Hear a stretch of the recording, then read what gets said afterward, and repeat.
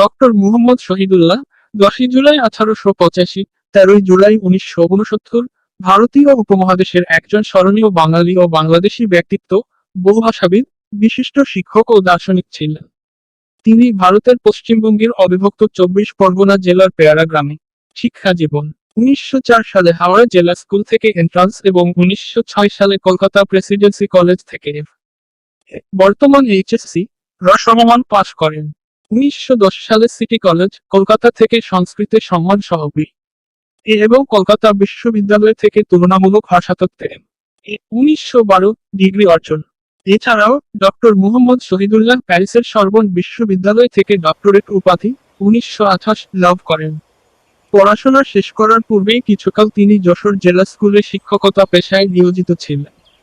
কর্মজীবন এন্ট্রান্স পাশের সময় থেকে মুহম্মদ শহীদুল্লাহ বিভিন্ন ভাষার প্রতি অতি উৎসাহী ও আগ্রহী হয়ে ওঠেন এবং একাধিক ভাষা শিক্ষা শুরু করেন। মুহম্মদ শহীদুল্লাহ যশোর জেলা স্কুলের শিক্ষক 1908-09 হিসেবে কর্মজীবন শুরু করেন। তারপর সীতাকুণ্ড হাই স্কুলে কিছুদিন প্রধান শিক্ষকের এক নয় 1 দায়িত্ব পালন করার পর তিনি 1915 থেকে 1919 সাল পর্যন্ত 24 পরগনার বসিরহাটে আইন ব্যবসা করেন। 1910 সালে কলিকাতা বিশ্ববিদ্যালয়ে তাকে বেদ পঠনের অনুমতি দেননি পণ্ডিত সত্যব্রত স্বামীশ্রমী। স্যার আশুতোষের চেষ্টায় ও কলিকাতা উচ্চ আদালতের নির্দেশে তিনি বেদপাঠের সুযোগ পান কলিকাতা বিশ্ববিদ্যালয়ে। 1919 থেকে 1921 সাল পর্যন্ত ডক্টর দীনেশ চন্দ্র সেনের সহকর্মী হিসেবে কলকাতা বিশ্ববিদ্যালয়ে গবেষক হিসেবে কাজ করেন।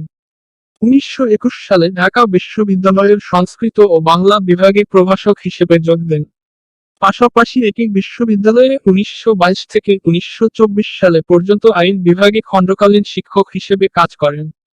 ফ্রান্সের সরবন বিশ্ববিদ্যালয় থেকে 1928 সালে পিএইচডি ডিগ্রি লাভ করেন। 1937 সালে ঢাকা বিশ্ববিদ্যালয়ের বাংলা বিভাগের অধ্যাপক ও রিডার হিসেবে নিযুক্ত হন। সেখানে থেকে 1944 সালে অবসর গ্রহণ করেন। অবসরের পর তিনি বগুড়ার সরকারি আজিজুল হক কলেজে অধ্যক্ষ হিসেবে যোগ দেন। 1955 সালে তিনি পুনরায় ঢাকা বিশ্ববিদ্যালয়ে যোগ দেন এবং আন্তর্জাতিক সম্পর্ক বিভাগে ফরাসি ভাষার খণ্ডকালীন শিক্ষক হিসাবে কাজ করেন। 1955 সালে রাজশাহী বিশ্ববিদ্যালয়ের সংস্কৃত ও পালি বিভাগে যোগদান করে 1958 সালে অবসর গ্রহণ করেন। মুহম্মদ শহীদুল্লাহ প্রায় 24টি ভাষা আয়ত্ত করেছিলেন। উর্দু ভাষার অভিধান প্রকল্পেও তিনি সম্পাদক হিসেবে কাজ করেছেন। পরে পূর্ব পাকিস্তানি ভাষার আদর্শ অভিধান প্রকল্পের সম্পাদক হিসেবে বাংলা একাডেমিতে যোগ দেন। 1964 সাল পর্যন্ত বাংলা একাডেমির ইসলামী বিশ্বকোষ প্রকল্পের অস্থায়ী সম্পাদক পদে নিযুক্ত হন। 1963 সালে বাংলা একাডেমি কর্তৃক গঠিত বাংলা একাডেমির পঞ্জিকার তারিখ বিন্যাস কমিটির সভাপতি নিযুক্ত হন। তার নেতৃত্বে বাংলা পঞ্জিকা একটি আধুনিক ও বিজ্ঞানসম্মত রূপ পায়। সাহিত্য শহীদুল্লাহ সবসময়ই সাহিত্য কর্মকাণ্ডের সঙ্গে যুক্ত ছিলেন। এ পাশ করার পরই তিনি বঙ্গীয় মুসলিম সাহিত্য সমিতির সম্পাদক হন। 1948 সালে তিনি পূর্ব পাকিস্তান সাহিত্য সম্মেলনের সভাপতি ছিলেন।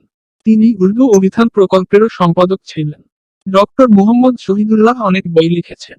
তার মধ্যে উল্লেখযোগ্য হল ভাষা ও সাহিত্য, বাঙ্গালা ভাষার ইতিবৃত্ত, দিওয়ানে হাফিজ, রুবায়াত মনখয়াম, নবী করিম মুহাম্মদ, ইসলাম প্রসঙ্গ, বিদ্যাপতি শতক, বাংলা সাহিত্যের কথা 2 খণ্ড, বাংলা ভাষার ব্যাকরণ পরিচয়, বাংলাদেশের আঞ্চলিক ভাষার অভিধান, মোহররম শরীফ, tale from the Quran, Buddhist mystic songs 1960, 100 sayings of the holy prophet.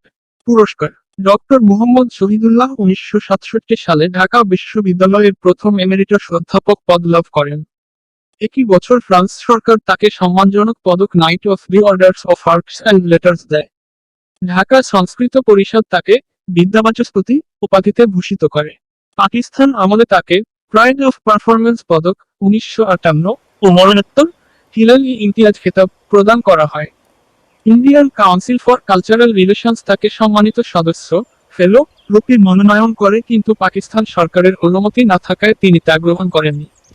Dhaka বিশ্ববিদ্যালয়ে তাকে মরণোত্তর রিট উপাধি দেয়। 1980 সালে মরণোত্তর বাংলাদেশের স্বাধীনতা পদক দেওয়া হয়। তিনি চলন্ত শব্দ কল্পদ্রু বলেও পরিচিত।